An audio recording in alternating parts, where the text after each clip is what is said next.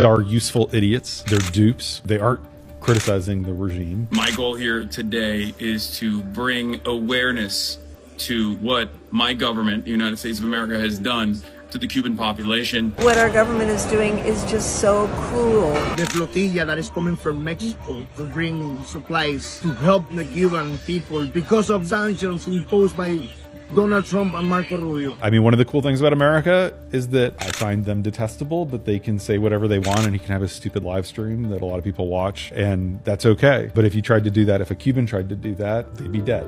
The Democrats' radical message is being spread by their new spokesman, a fan of this show, Hasan Piker. He hit the campaign trail with two Democrats this week to push his vile rhetoric. We all know the Republicans are corrupt. We all know that they're monsters, they're racist, they traffic in hatred. Yeah. But we are here to say we are no longer going to vote for do-nothing Democrats either. This is not just a battle that we are fighting against the Republicans, the fascists, the reactionaries, but we are also fighting for more responsive politics to make sure all of your voices are heard. And he's not the only one spreading these anti-American messages online. So dangerous. They said you couldn't post your videos in communist countries. You literally did in Cuba and China. I know, that is also funny. Try that shit in a communist country. Well, I did. I did do it in Cuba. I did do it in China, and it was perfectly fine. So we have some disturbing breaking news right now. The U.S. government has just issued subpoenas to left-wing streamer Hasan Piker and Code Pink activist Medea Benjamin over their participation in delivering aid to Cuba amid the blockade created by the U.S. government. This is what Fox News posted. Federal officials have served subpoenas to Marxist political influencer Hasan Piker and Code Pink co-founder Suzanne Medea Benjamin as part of a wider investigation into whether U.S. organizations and leaders violated U.S. laws and sanctions in supporting Cuba's communist regime, Fox Digital has learned. To which Piker responded, "The American government would rather try to criminalize delivering aid to a country we've starved than punish the Epstein class." And he's spot on. Piker and Benjamin both did nothing wrong. They simply went to Cuba to try and help the Cuban people who are right now starving without power, which is only accelerated under the blockade that Donald Trump is crushing these people with. Federal investigators just dropped subpoenas on some major political influencers, and we need to talk about what's actually happening here. The Treasury Department's Office of Foreign Assets Control, that's the OFAC, sent legal orders to Hasan Piker and Medea Benjamin from Code Pink, demanding financial records, communications, and travel details. This isn't some political witch hunt. This is about whether American citizens broke federal law by supporting a communist regime that the United States has sanctions against. Back in March, these influencers organized a trip to Cuba with about 650 activists and activist groups, posted about it all over social media, claimed they were delivering humanitarian aid, and now the government is asking serious questions about whether they actually violated the law. And here's what went down and why the feds are finally paying attention. So let's be clear about what happened. In March, a massive delegation rolled down to Cuba, 650 people from over 30 countries organized under something called the Nuestra America, quote unquote, convey. Hasan Piker, one of the most influential political streamers on Twitch, was right there posted on Instagram, going live, talking about the U.S. blockade, quote unquote, and American sanctions. Code Pink and other activist organizations brought supplies with them. They framed the whole thing as humanitarian aid to help Cuban people who are suffering under U.S. policy. That's the story they told. That's what they posted about. That's what they built their narrative around. But here's where it gets serious. U.S. law is clear about this. Americans cannot do business with Cuba without Pacific government permission. And I mean cannot. It's not optional. It's not a gray area. The law covers travel, financial transactions, delivering goods, coordinating with the Cuban government, even staying at government-controlled hotels. These are all violations if you don't have a license. The Cuban asset control regulations that OFAC administers spell it out. You can't finance it, you can't coordinate it, you can't deliver goods, and you can't make contact with Cuban government people or state-owned entities. Now, OFAC is investigating rid of these influencers across that line. They sent out subpoenas asking for everything: financial records, who paid for the trip, communications, who were they talking to, travel details, what happened on the ground, logistics, who organized what, and who coordinated with who. The legal question isn't complicated. Did they violate the International Emergency Economic Powers Act? That's the federal law that gives the government power to impose sanctions and enforce them. And here's the thing people don't realize. This isn't just about Hasan Piker or Medea Benjamin. The investigation is broader. It includes other activists who were on the trip. Ilhan Omar's daughter was there too, and investigators are looking into who funded her travel. That's a separate set of questions right there. The feds are examining 145 different nonprofits and activist organizations that have collected over $1 billion in revenues, and they're looking at whether foreign governments are using American groups to shape what we talk about, what we believe, and what we normalize in our political discourse or conversations. That's a national security angle, not just a legal one.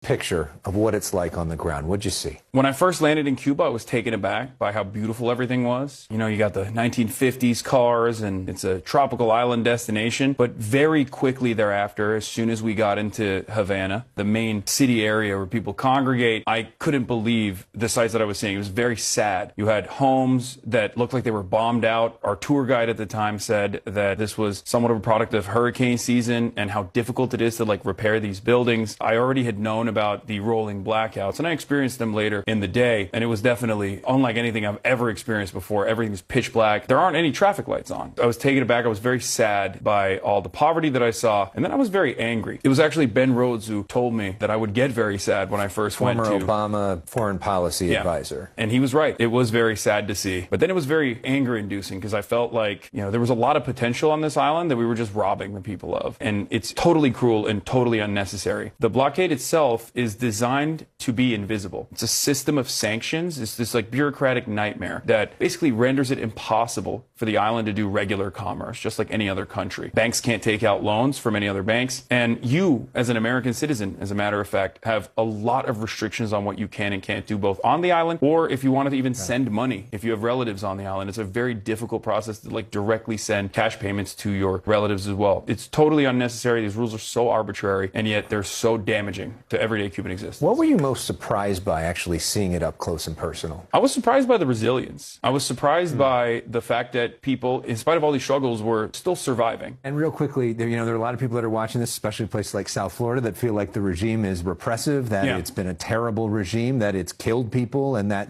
what you're doing is propping them up. What do you say to that? I just don't want babies to die. I don't want people to suffer. The difference in opinion as far as how Cuba governs itself is up to the Cuban population. I just want, as an American citizen, to stop putting our hand on the scale in this incredibly violent way. People like Hasan Piker and humanitarian groups like Code Pink go to Cuba to make political propaganda and pretend to help the Cuban people while failing to recognize that the Cuban government and Gaisa, a military conglomerate, have been violating human rights, systematically imprisoning Cubans for decades, and systematically programming power outages to save oil for themselves for so many years. And this has been going on, and yet people still don't know about it. Aquí llevamos décadas así, sin electricidad, sin agua. Esto no viene de ahora. Desde que tengo uso de razón, tenemos todos estos problemas acá. So I went to a 5-star resort in Cuba to show you just how much food and electricity and luxury cars there are, and that if the Cuban government really cared about its people, they would distribute this food, they would distribute this wealth, and they would distribute all of this to hospitals and schools like they claim to do, right? These revolutionary government, which really hoard all the money, hoard all the gas, and hoard all the food for themselves. And people like Hasan Piker and Code Pink don't want to mention that because it doesn't fit their narrative, and they actually don't care about the Cuban people. They only care about their disdain and hate for the United States, while at the same time profiting off these videos and off these lies for themselves. And that's what you call a communist millionaire. And listen, I can tell you that I spoke to Cubans who felt absolutely humiliated and disgusted by these videos, by these convoys, by this rhetoric. It's really just like an insult insult to like the vast majority of Cubans that never have access to one of these hotels, that have never had the same privilege that someone like Hasan Piker does to come and make propaganda. And so really it's just tone deaf and it's disgusting. And by the way, all these donations that these convoys left don't actually get to the Cuban people. They're just hoarded by the Cuban government and resold to fill their coffers. Yo quiero transmitirle un mensaje al mundo ahora que tengo la oportunidad de que estás aquí. Y lo que quiero es que todos aquellos turistas, todas aquellas personas que vienen a Cuba a hacer una donación, que se le entreguen ellos mismos personalmente al pueblo. ¿Me entiende? Que vayan casa por casa preguntando a ver qué problemas hay, qué tipo de medicamentos necesitan las personas que viven en esas casas. Porque el medicamento que donan al gobierno o al Estado no llega a las personas. So, now let me show you where this gets hypocritical, because it matters. These people painted themselves as humanitarians. They posted about solidarity with the Cuban people. They said they were standing up against an unjust blockade. They positioned themselves as the good guys fighting American imperialism, or in other words, American so-called taking over and basically imposing their power, the United States I'm talking about, on Cuba. That was the brand. That was the message. But that's what imperialism is. But here's what actually happens in Cuba. The Cuban government controls everything, full stop. When you arrive at the airport, you're dealing with state-run operations. When you stay at a resort, you are at a government-controlled property that exists to funnel hard currency into regime coffers, meaning the money is going to the regime. When you deliver supplies, the government intercepts them, receives them. The people starving in Havana don't get access to those five-star hotels. They don't see the resources flowing through those state operations. They don't benefit from the foreign money that they get from individuals coming over there at their resorts that the regime collects.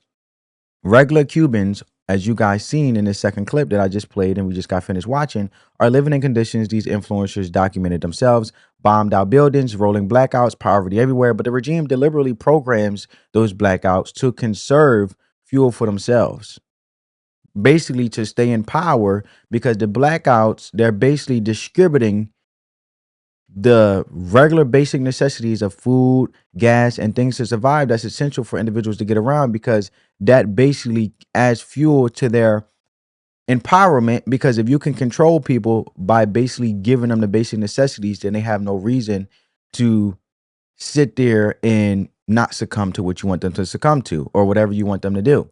So they hoard the electricity, they hoard the food, they hoard the money. That's not an accident, that's policy.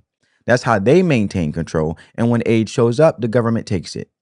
It gets redistributed through regime channels or resold to fill state coffers. The people suffering don't actually receive what these activists deliver.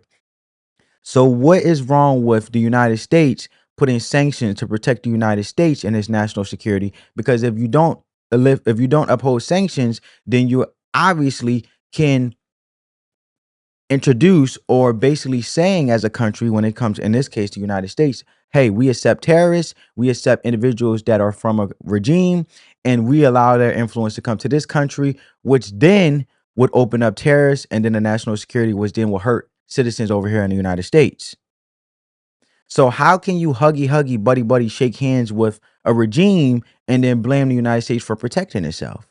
Let me know what you guys think about that in the comments. And then on top of that, how can you say, oh, you're over there delivering humanitarian aid, but then you're sitting there bashing the United States from protecting itself from a regime that's basically harming his own people and potentially erasing them because they're not agreeing with what they want to agree with policy-wise, and they have a policy to basically control starving, and not starving their citizens, or unaliving their citizens, all in the name of power. But then you expect the United States not to sit there and protect itself for their citizens and not have this influence come over here to the United States for the safety of all individuals. But then all huggy and shaky hands and saying that the United States needs to lift their sanctions, which in my way of looking at it, from my perspective, are you basically saying that you would accept that influence over here in America and not let America protect itself with all the freedoms and off the backs of all the individuals who have lost their lives in the service and basically fought for the freedoms that we have today, and also and recording this video. Happy Memorial Day to all. Hope you guys are having a blessed day and celebrating it for the freedoms that we do have. Off of the backs for the bloodshed for those who fought for this country. But I think it's disrespectful to those who fought to this country, and also the freedoms that we so basically so, how can I put this, fought for so intensely. So how can you deliver humanitarian aid if it's not going to the people, but then you want the United States to basically accept a regime that does inhumane things, but then you're going over there to a country that you're basically being filtered through their channels as a regime and giving humanitarian aid, so-called, but it's not going to the actual people. So it looks as though you're basically supporting what the regime is doing and you wanted to come here to the United States. This is a question to ask. But the influencers didn't talk about that part, the influencers. They didn't film the regime's 5-star luxury while their citizens froze in the dark. They didn't challenge the government they were visiting. And how do you blame the United States for protecting itself when the United States didn't impose this regime or unalive Cuban individuals? And if America is so bad, or United States is so bad, then why are the Cubans escaping to the United States, which is protecting itself, and also the Cuban Americans and Cubans who come over here legally and want to flee that country so bad? So how is it the United States is the bad guy when it's actually saving the people that's fleeing, that's coming to the United States, and also upholding those sanctions, which is the reason why they want to come to the United States, because they're not safe in their own country. So how can you do a humanitarian thing, but then in the same sentence say, oh, I support what this country is doing, such as their regime? I'm just asking a question. So they didn't ask the hard questions about where the aid was actually going, is my point. Why? Because it didn't fit the narrative. It doesn't fit the narrative. If they started questioning why the Cuban government hoards wealth while people suffer, they'll have to acknowledge that maybe the problem isn't just American sanctions. Maybe it's the regime itself. That's inconvenient. That undermines their whole message. So what are they actually doing? Providing propaganda cover when you visit a communist regime and broadcast positive messages while without criticizing human rights abuses, without questioning government control of resources, without asking where aid goes. You're not helping the people, you're helping a regime. You're normalizing it. You're making it easier for foreign powers to use sympathetic American activists as their mouthpieces. And let's be honest about the profit angle. These influencers built massive audiences. Hasan Piker is one of the most watched political screamers on Twitch. They monetized these videos. They sold merchandise. They built their brand on this content. They gained followers and expanded influence. So you are supporting and normalizing unhumane acts, but then saying you're giving humanitarian aid. And made money off the narrative of helping oppressed people. But that money didn't go to Cuba. It went to them. They profited while claiming sacrifice. With all their videos and content that they're making, the money went to them, not to Cuba. So this is the quote unquote useful idiot problem. They genuinely believe they're helping. They think they are morally righteous, but the effect of their actions is strengthening a regime that imprisons opinions and deliberately programs power outages to maintain control. So you're basically strengthening a regime that basically imprisons people that disagree with them and have their own opinions, and using power outages to maintain control. I had to say that again for the people in the back to really get you guys to understand what they're enabling here. They're enabling the suffering they claim to oppose. The broader angle makes this even more serious. The Treasury and Justice Departments aren't just looking at these individual influencers. They're examining whether foreign governments, Cuba, China, and others are systematically using American nonprofits and activist organizations to shape our political conversation here in the United States. Because if these countries that are with dictators and regimes can influence America, wouldn't you think that also then it creates a base that can overthrow the freedoms of America, and then not only impose its will, which then will create internal infighting in America and erase all the history and the beauty of this country and what so many individuals fought for? So it's coming to the simple fact of, if you, as we know that attention is currency, so if you can convince, meaning make someone basically believe what I want them to believe for my benefit, at the detriment of a country, then you no longer have a country. And that's 145 organizations with over $1 billion in collective revenues. That's a foreign influence operation happening inside the United States designed to normalize anti-American sentiment and weaken our resolve against hostile regimes. When you understand it that way, this isn't about silencing activists. It's about identifying when activism becomes a tool of foreign intelligence operations to impose on a country, to overtake a country that they've been competing against, because we know that China is our enemy, our competitor. Even though we're better together than apart, we can be diplomatic in regards of just doing business with them, but we should not allow their idealistic views to be imposed on our country, because they darn sure wouldn't let United States to impose our influence on theirs. That's why they control what their citizens see and their internet and power outages and things like that. Because the more what you can consume, and if you wake those individual citizens up in another country, then they will actually resist the very thing that they are being oppressed by. And once you wake them up, you can't unsee what you've seen, and you can't unsee it, which would then make people to stand up. So they have to fuel their regimes by basically controlling and censoring you to basically be succumbing to what they want you to.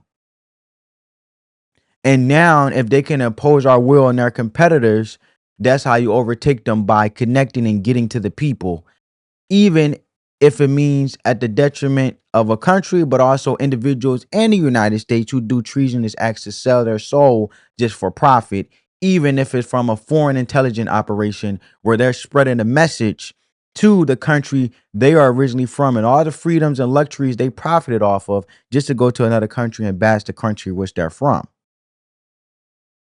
Now, you can agree or disagree with that, but that's what a lot of critics and a lot of American citizens, me seeing in the comments, are looking at Hasan Piker as treasonous and being a sellout, for the matter of, you're basically helping our competitors. Yes, we do trade with. Yes, we trade shipping routes with. And we do things in regards of, you going to sell things as we control the global market in the United States. China want to sell things here. You have to pay a tax. Because the same way they wouldn't let us be able to sell in their country, but they can sell in ours freely. Okay, the fairest thing you can do is, if you're going to basically have access to our markets, there's a paywall now.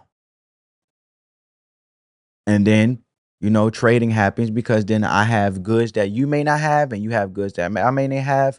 And the beauty is also, as our current administration is ingraining the message of, we have to be self-reliant on our own.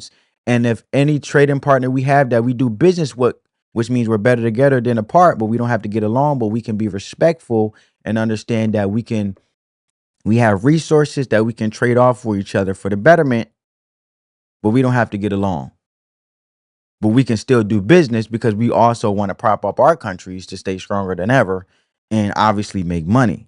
So I like the current administration is doing right now. Yeah, if we do trade with China or whatever partners we have diplomatically, which means peaceful and in agreement and doing business, that's just extra. But we should be self-reliant on making things here in our country the same way they are.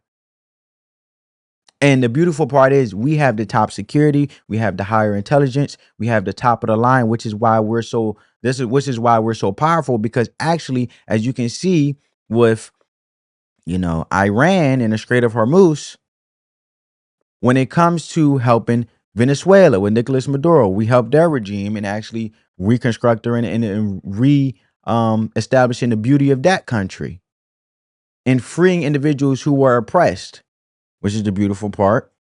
And also letting individuals go back to their country where they're from, that they really want to go back to, instead of having to feel like they have to flee to the United States out of survival and obligation.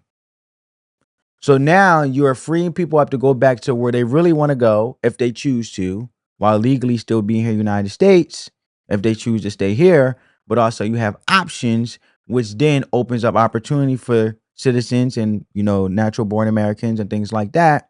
And they can make their country great again as well. But also you see that we have to protect individuals when it comes to oil, because China now is doing business with us, because Iran and their dictatorship is so power addicted that they're willing to shut down the Strait of Hormuz, which means ports where oil gets sent to China because China depends on Iran to run their factories through oil being provided from Iran. But now, since they want to be stubborn because they want power, we give them oil from Texas, which they pay for. So now we have resources. If you have a regime that you've been doing business with that continue to be flaky, you come here to the United States and we are more consistent and sustainable and also reliant, also on top of our national security. Because we are the ones that's creating peace for things not to get out of hand, so smaller countries won't get affected, like individuals with NATO that we have a treaty with or an agreement with to protect so they don't get overtaken, for example, like Taiwan with China. So it goes deeper than that, and that's the advantages we have, which is amazing. But when you look at this whole Treasury Department, and here's what happens next, has two paths forward, and both leads to accountability. The first is civil penalties. OFAC can impose fines without proven intent. They just have to show that violations occurred. That's a lower bar legally. No criminal trial, no jury, no beyond a reasonable doubt, quote unquote standard, just evidence that the law was broken. Those fines can be substantial enough to impact these influencers' finances in real ways. The second path is criminal charges through the Justice Department. That requires proven willful violation, meaning they knowingly broke the law. That's harder to prove, but if prosecutors succeed, it's more serious legally. Either way, the message is clear. People operating as if they are above the law, traveling to sanctioned regimes, coordinating with foreign governments, delivering resources and profiting from it. That's not humanitarian work. That's a federal violation. But the bigger picture here is what this investigation signals. For years, these activists moved openly through the system. They traveled to Cuba, to China. They criticized U.S. policy on foreign soil. They brought back propaganda. They built influence, no serious consequences. Now that's changing. The government is finally scrutinizing how foreign influence operations work inside America. It's not about shutting down speech. These people can say whatever they want. It's about accountability for actions, for coordination with for foreign governments, for material support to sanction regimes, and for participating in influence campaigns. This puts Democrats in an impossible position. Will they defend these people? If they do, they're associating themselves with federal investigations into sanctions violations. That's a political liability. If they stay quiet, their activist base gets angry because these influencers have real influence on progressive politics. So Democrats can't win either way. And here's what matters the most.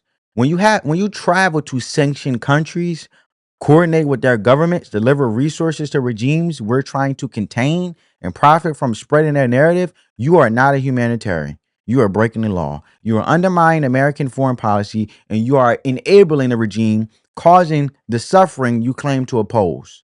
Accountability matters because laws exist to prevent foreign influence operations from operating unchecked inside of America. They won't let us go ahead and do and spread propaganda in their countries. So it's no fair that should happen in the United States of America. All these things that we're doing, other countries are doing. Canada has ICE. Canada has border patrol. They won't allow that things to happen over there in Canada in regards of us going over there and spreading propaganda. It just wouldn't happen. So, as you guys see this article, Feds subpoena Hasan Piker, Medea Benjamin over Cuba trips. Investigation part of broader dragnet involving as many as 40 American citizens who joined Marxist convoy to Havana. Federal officials have served subpoenas to Marxist political influencer Hasan Piker and Pink co-founder Suzanne Medea Benjamin as part of a wider investigation into whether U.S. organizations and leaders violated U.S. laws and sanctions in supporting Cuba's communist regime. Fox News Digital has learned. Piker and Benjamin are among those caught in a federal inquiry into whether activists who traveled to Cuba in March violated U.S. sanctions laws through the financial coordination or delivery of goods to Cuba, including potential contacts with Cuban government personnel or entities on the island. The administrative subpoenas were sent to the pair by the Treasury Department's Office of Foreign Assets Control. The administrative subpoenas, called Request for Information, quote unquote, or RFI, seek financial, logistical, and communications information revolving around trips the two widely bragged about making to the island nation in March with delegations of the Nuestra America Convoy, or Our America Convoy, from a global network of communist sympathizers, activists, and influencers who brought supplies to the country's ruling Communist Party of Cuba, according to sources familiar with the matter. The investigation is part of a broader effect by officials at Treasury, State, and Justice Departments to curb malign foreign influence operations inside the United States, particularly activists tied to support for political violence.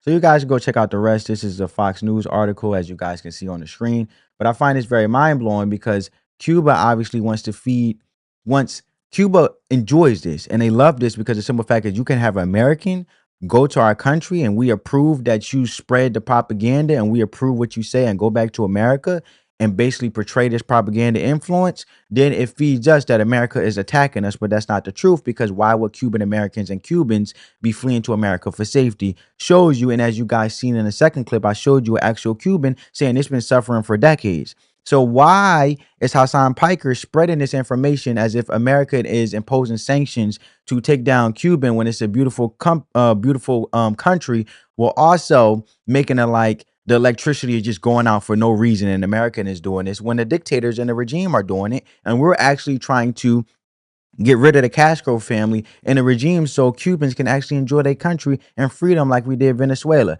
So my thing is, I mean, you guys make of it of what you want, think for yourself in this matter. I'm not telling you how to think or what to think, but are you really for humanitarian acts, or are you really for freedom of human rights and, human existence as the party that he's affiliated with the Democratic Party as and such, or just his own beliefs? Does it really, based on his actions, show the substance of him actually caring about people and having, the right to freedom and being able to enjoy the freedoms of their country and also human necessities? Because as far as it's telling, based on his actions, he wants them to say oppress and use them as a prophet to spread a message to go against America, when America is actually trying to get rid of the regime and help Cubans actually embrace their country again and make Cuba great again.